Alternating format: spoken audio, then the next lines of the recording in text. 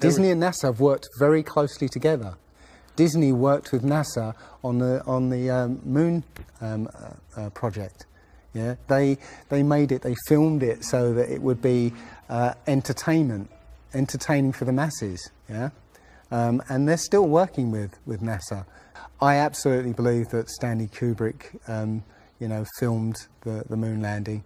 He left a few clues just to say, so that like Michelangelo. Yeah, so that we eventually would know that this was his work. Yeah, I did this. It's a joke. It was meant to fool people in 1960s. So you got like clear footprints, but yet you don't have where an impression where the pads of the lunar lander were, or a blast crater where the engines were blasting downwards. And also, the camera followed the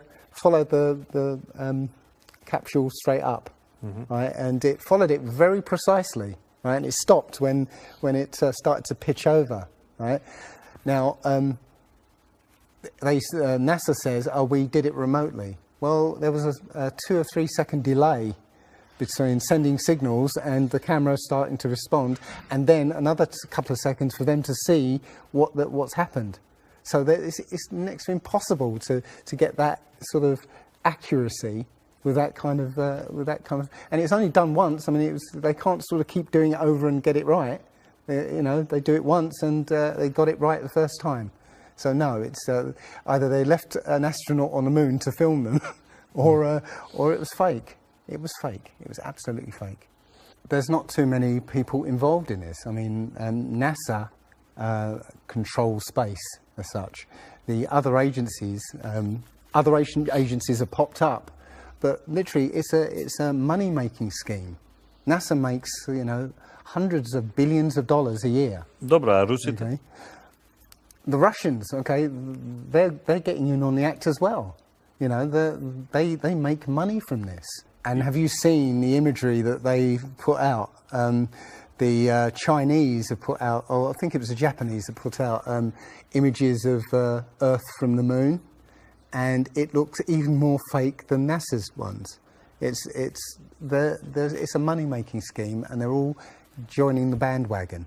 But that isn't the first thing that's been hidden over the years. I mean, we're all driving petrol cars because 100 years ago, the Rockefeller family basically cornered the market on oil, and the car industry was going electric. So, all cars would have been electric from the get-go, but they basically forced everybody to use petrol cars, and have hidden this secret. And literally, we could be running around in electric cars that have unlimited mileage by now, but we're still using these 100-year-old machines, dirty machines, because of a secret that's been kept. It's easy. If everybody's been trained into believing that this is real, right? And there's space, and it's within our interest to explore space and go to the moon, go to Mars. Yeah, people will pay for it, and they're making billions. And yeah, there's more to it, because I believe there's a big deception coming, and it's to do with aliens, because now since Roswell, 1947. That was the first time anybody had ever understood the idea of aliens. But since then, we've been bombarded with science fiction and the idea of aliens. And most people believe there are aliens out there. So they've prepared us for an alien invasion or an alien saviour.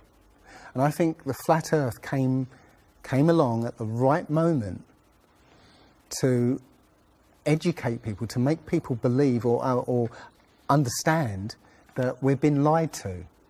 And if you know, as I know in my heart now, that is real and this isn't, I will not be fooled by aliens coming, because there are no aliens. There's no space. Yeah, it's all fantasy by Disney and NASA.